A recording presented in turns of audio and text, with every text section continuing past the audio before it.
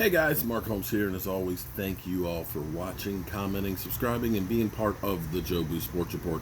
Without you guys, this literally does not work. I apologize if the mic doesn't sound as good as it had been sounding, because I'm actually having to use the microphone that's on my cell phone here because I've jacked up the 3.5 millimeter thing. I've actually ordered a Bluetooth microphone, but it won't be here for a few days. In fact, actually, I'm going to change phones to the Ultra, the S20, whatever it is, Ultra. Just waiting, just hopefully see if they got a sale on that thing. That price on that thing's ridiculous, and I damn sure don't want to pay for it monthly. That's $50 a month. Shit, this is broke ass media. We broke ass, and we ain't spending a whole lot of money. But be that as it may,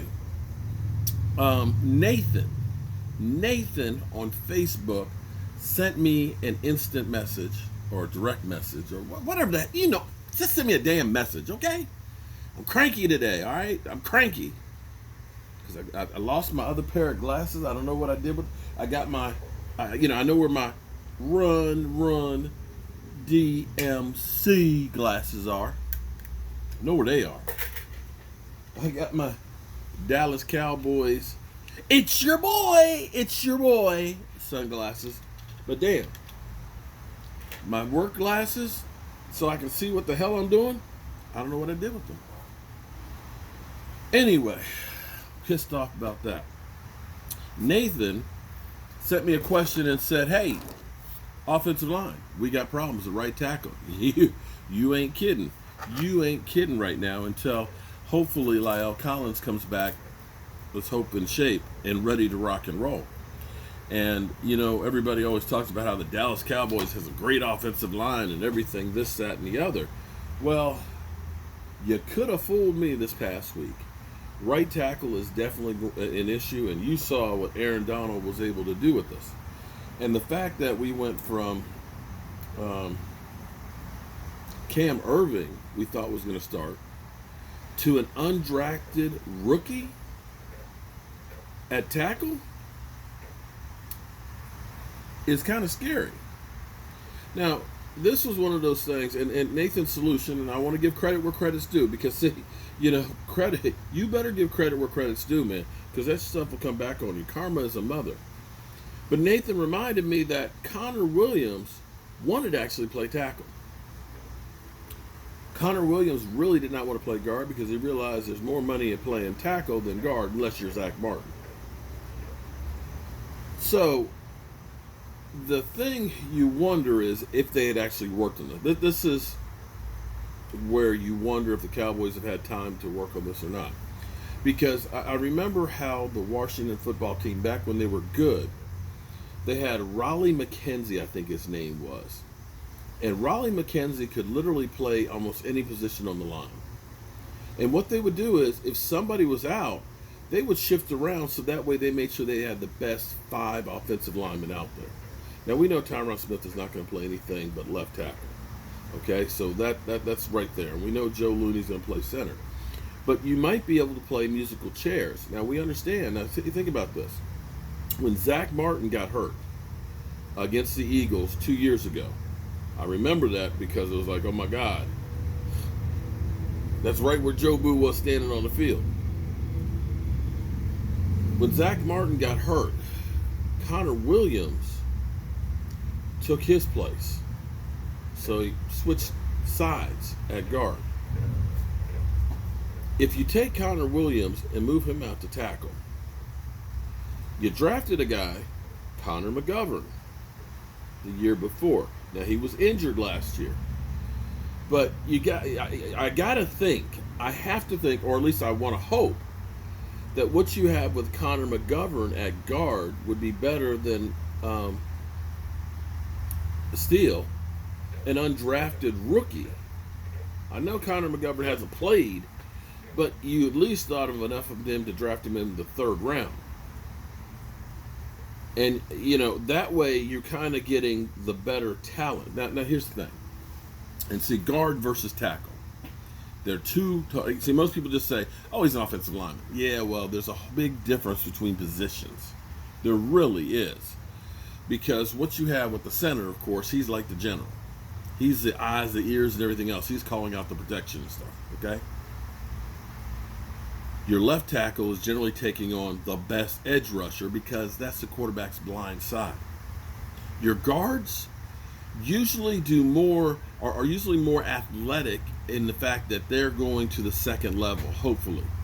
Hopefully they're not having to double team too much, that they're actually going after linebackers. They're pulling around the edge on sweeps and things. So those guys are usually a little bit on the quicker side than, say, your tackles. Your tackles are kind of on an island where it's like I'm the last line of defense on the offense, okay? It's basically me one-on-one with the tackle or the defensive end.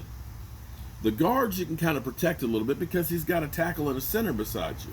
So if you want to have a weak spot, you're better off having a weaker spot at the guard than you are at tackle.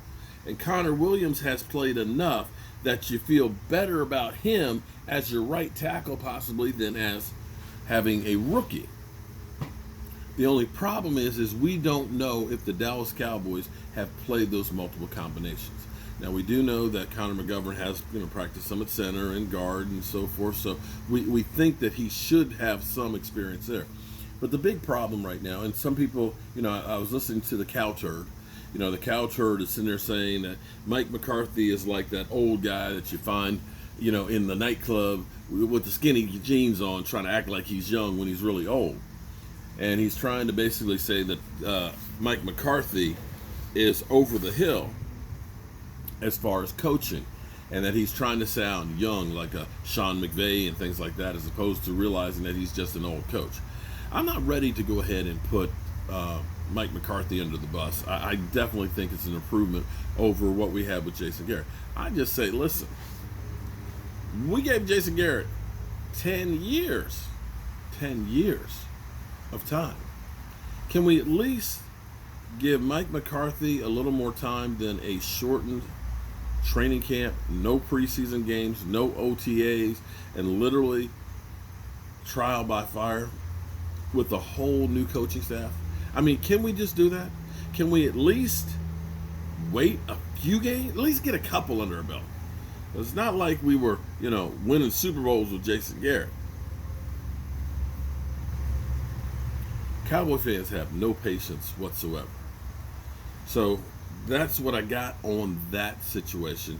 The Cowboys, of course, haven't signed anybody else, but they're going to have to do more than they did last week. Now, the good news, of course, is you're not facing Aaron Donald every week, but you got Seattle the following week, and that's going to be better than Atlanta.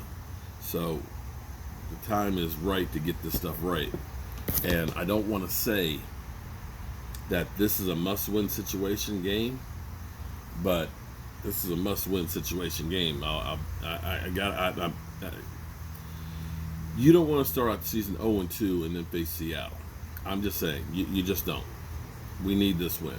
We really and truly need this win.